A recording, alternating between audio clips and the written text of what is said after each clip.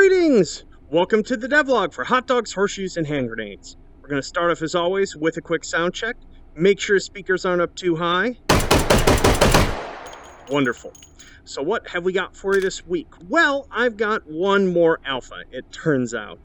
The systems that I've been working on that have to be ship-shape for our Halloween update, namely the integration of damage systems with the SOSIGs and melee, are not quite ready yet. I've had to do a whole lot more work on it than I thought I would, but it is all going to pay off. So as a bit of an apology for this taking so long, and to give those of you who have been dutifully bug fixing and such on the alpha branch with me, I have got two new toys for you. The first one is, well, it's about as big as something can get in this form factor. That's right, it's an SW500. Absolutely preposterous. Let me put this next to the ammo panel here, just that you can see how large this ridiculous thing is. It takes 500 SW, so think about the round that a Desert Eagle 50 fires, and then make that round longer. This sucker is ridiculous. Let's spawn some SOSIGs. Oh, look at them spinning over there. And and it's got some recoil to match. I'm gonna fire this one-handed first. Boom! Through one, into another. Oh, he's not down for good. He's probably on the ropes though. Just look at the kick on that sucker. Not one that you're gonna be firing quickly. Boom! And let's see if we can get one of these in their spin. Oh! Perfect timing. Just look at that beast. If we put two hands on her, it dampens it a little bit, but it's still not something that you're going to be trying to spam fire, or you're just going to shoot the ceiling. I'll just fire this fast you can see so you can see it. As you can see, I just sent those into the ceiling. So this is definitely a take your time and make your shot count kind of revolver. Boom!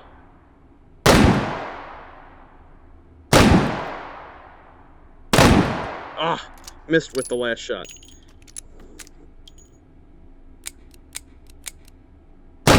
Boom! There we go. So there you have it. That is the SW500. And to go with it, we've got to have something that is also appropriately sort of ridiculous. And I know a bunch of you who've been watching me on stream know this has been coming. But we finally have, that's right, courtesy of Ben Kalla, we have the AWM. Let's go ahead and load a magazine in. And you know what, I should actually get myself an optic for this of some kind. We're indoors, up close, so we might as well just put a reflex on it. Let's clear our SOSIGs. Get a few more for our testing. Ooh, let's try this. This is going to be just the JHP round. This is firing 338 Lapua. Blam! Through one and into another.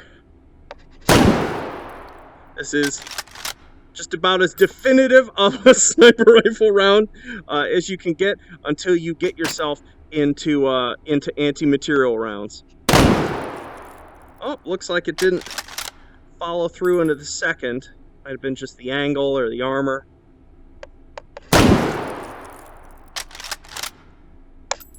Blam!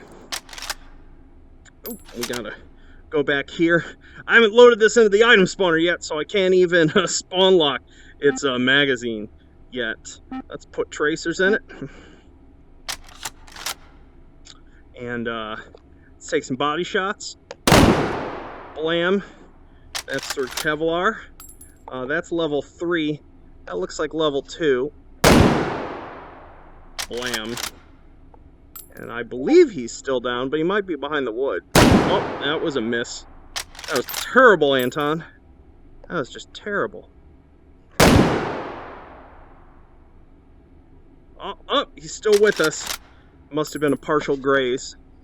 That can happen where basically what happens is it hits the armor and it actually deflects out a little wide, and so you end up getting not as solid of a body shot. Come over here. Let's get some API in this. It's going to over-penetrate a little bit, but against level 3, pretty important. And he is down for the count.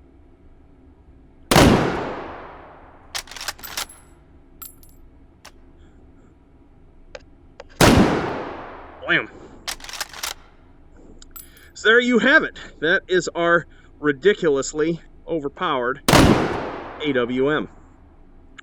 So what have I been doing, though, on top of this? Well, I've been working on a bunch of stuff for return of the route wieners for later this month. But to get that all working, basically I have been working on melee damage. You know, I got a couple of the bot melee weapons working, and I still need to work on those because they work via a slightly different kernel. But I basically spent a good chunk of time recoding the way that all of our melee weapons work. That's right, like all 50 of them. It's been exhausting. And so what I'm going to do is I'm going to spawn a selection of these so we can check out the different behavior. So maybe let's get a fire axe in there. Let's get a pipe wrench for just some nice blunt damage. Let's get the claymore in there. Let's put the big ones over our shoulder. One thing you will notice is these actually now have impact sounds.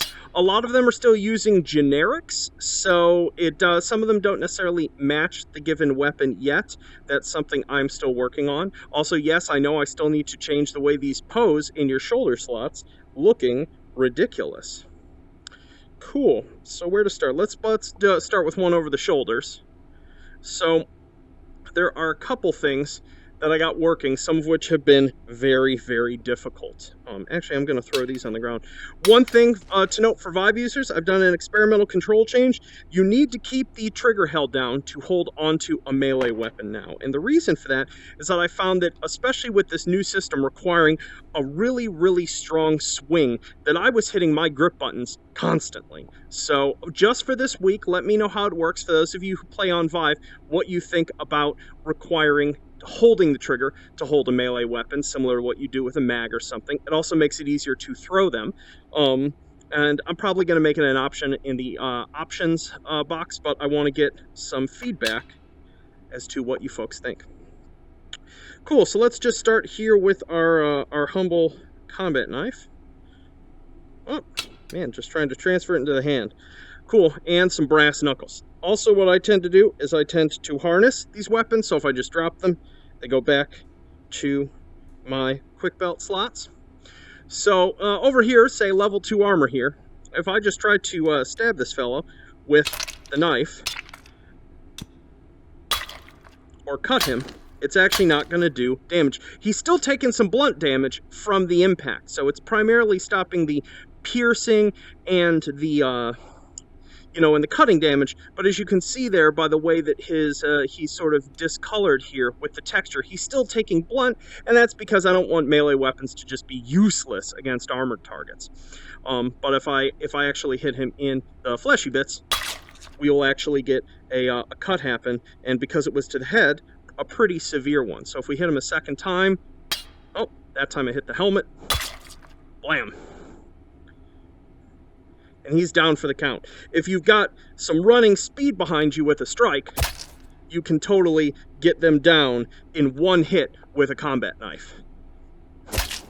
So yes, your movement speed does matter, and yes, it also takes into account movement via teleport as well, and is intelligently clamped. Brass knuckles are actually useful now. Boom! Knock him down, he's a little stunned, took some good damage. He's gonna get back up. Hit him a second time, taking a lot more damage, still stunned for 3 or 4 seconds, and then the third one here, wham, is just going to blow his meaty head apart. Thanks for helping, buddy. Thanks for helping. So a combination of things like a cutting weapon and a blunt weapon can be pretty cool, because when you end up getting up against one that's got some armor on, you can just knock him out with the blunt weapon, but if they don't have armor, you can just come in for a stab. Boom.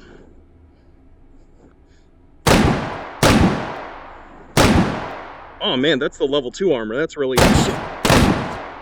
stopping it. Thank you for your help and your service, my Sosig. Cool, so let's come over here. So this is, obviously we're playing with small ones here. If we grab something really meaty, like a pipe wrench, this is purely going to do blunt damage, but as you can see, that did a whole ton to his waist, so a good second or third shot will actually just blow apart the waist segment. A good head strike will just blap them apart, but the helmet will protect from it. So they'll still take some blunt damage, but not nearly as much. Blap. Blap! Splody beans. Come over here, let's get our fire axe. Severing his back, although it's not super reliable. I'm trying to make it work better, but it can work. Let's see if we can get this. Oh, there we go. Across at the neck joint. Let's see if we can get at the torso joint. Yep. Ooh, got a little lower than I wanted. Their armor will protect them against a lot of the cutting damage, so you'll end up basically just doing blunt impacts instead. There we go. Hi-ya! Oh, didn't get close enough to the joint. There we go. What can I say? PhysX is glitchy. I do the best I can. Throw him over there. Whop! Don't go losing your head there, buddy. And we could always just line up here, and play some golf. So yeah, so that's how the various weapons work. Obviously, we've got something like the Claymore that also has the cutting ability, but a bit wider. Oh, if we can actually get the hit. Come on. That just exploded it. One thing to note, a lot of folks talk about how the two-handed weapons are hard to use two-handed. I agree. I have not come up with a good idea on how to make them stink less.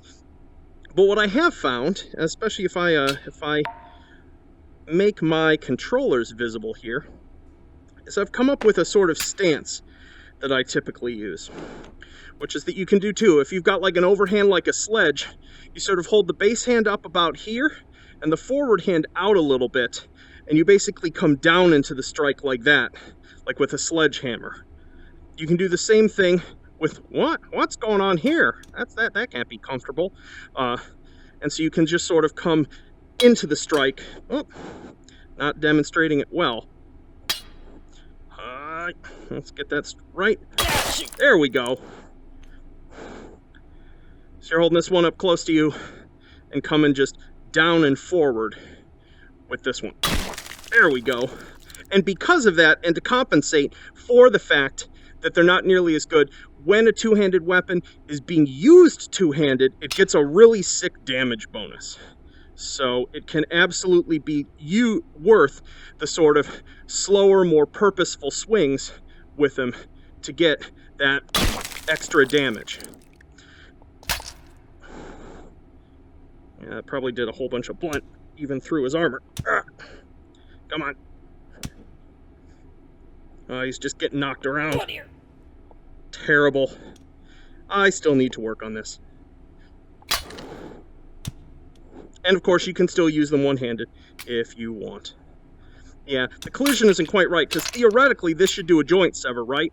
And it just doesn't. And I'm trying to figure out why. Yeah. So, a whole bunch of the folks on my Twitch last night were watching me trying to make this all work. Still working on it. So yeah. But yeah, let me know what you think about it all working. As I said, with having a trigger held, it is easier to throw these. Well, if you can actually aim with them. Well, that wasn't very effective. You get to live today, ugly. Anywho, So that just about does it in terms of stuff. I've got a long patch list to go over, but let's jump out of VR to do that and talk about what's coming up next. Yo! Hope you folks are doing well. So let's go over what else is in this hopefully last alpha, but given how things are going, who knows at this point. In addition to the melee rebalance, I've tuned a bunch of things about the sort of like impact sound generation, the way that SOSIGs process damage in general, especially from generic impacts. They still take a bit too much damage in certain cases from generic impacts, but I'm getting it better. There's an experimental change in Take and Hold, just in the Take and Hold scene, that was requested by folks who use teleport. They've actually requested it for a while, that the stairs are a little difficult to deal with. So let me know how that works for you. I made some collision changes. In terms of fixes, the M40A1 can now mount a suppressor. Its safety rotates the correct way. The P762 got some fixes. The configurable bot spawners in the arena and mini arena should now auto spawn correctly. There was basically just a missing reference.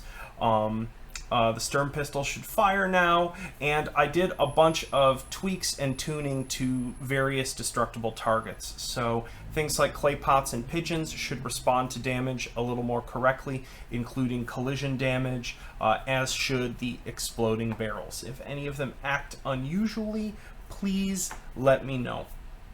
So yeah, so there you have it. That has been the majority of what I've been doing. Basically, working on melee ended up being a much larger job than I expected to. I originally wanted for this week to get like 1 to 2 scenes back up and running, as well as get like the vault back up and running, but melee and just some difficult math ended up taking up a bunch of my time, as well as the sort of beginning sort of ramp up for Return of the Rotwieners, which is going to be a very big mode. I'll be ready to talk about that more in, well, a week or two. I'll be able to start showing off some things, but I'm incredibly excited about it, and those of you who've been watching me on Twitch already know a few things about what I'm doing in terms of the environment and some of the systems. So that just about does it. Those of you who are on the alpha, just please continue testing things and confirm some of the fixes that I'm doing here. I'm going to actually start off during this weekend making sure that everything that takes and deals damage in containment actually does so correctly. Oh, and I fixed the attack distance for things like meat zombies. Please confirm that for me, because it seemed to be affecting people inconsistently.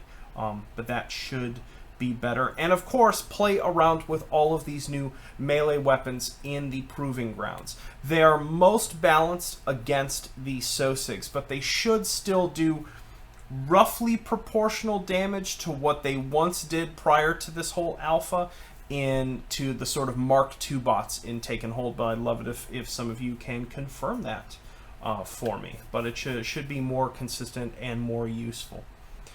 So yeah, but yeah, enjoy the new toys, and try not to smash any computer monitors or walls while playing around with the melee weapons. Remember, they are tuned. If you just rapid tap with them, you're not going to get good results. Sort of nice, decisive, quick hits with a good amount of wind up and travel prior to the hit is going to do the most damage. So yeah, hope you have fun, and I'll see y'all on Twitch this week. Peace.